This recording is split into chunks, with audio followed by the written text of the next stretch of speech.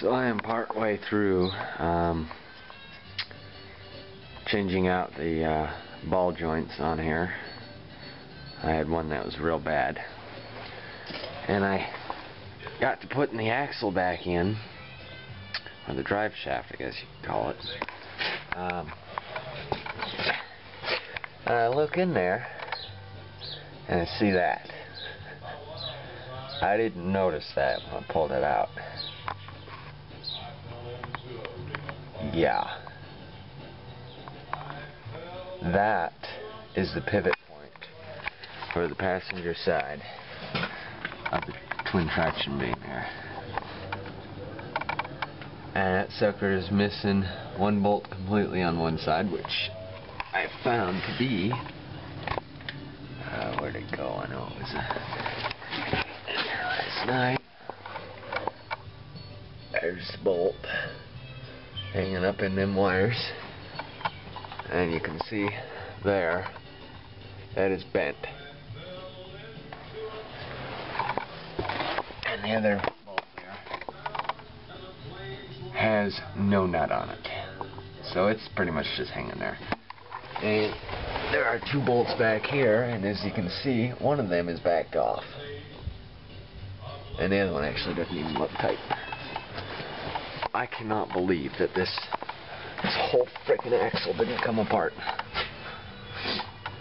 So now I gotta try and figure out a way to bend that back and put some new bolts in there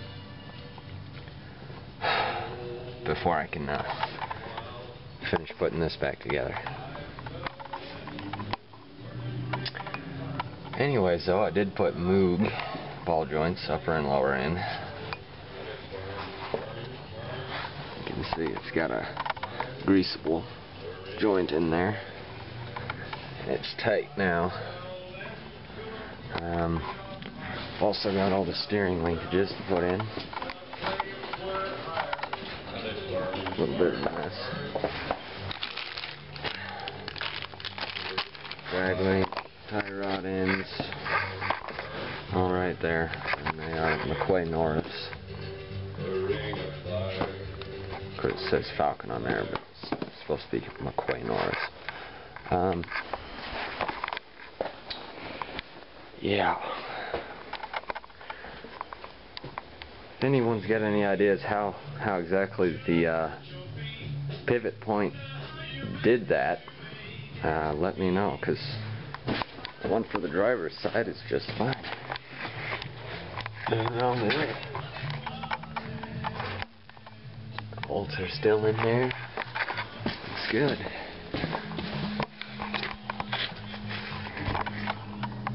See, that one's alright. So, yeah.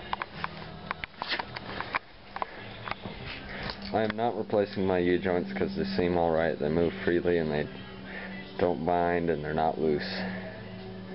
So, yeah. My rotor's a bit chewed up on the back side here.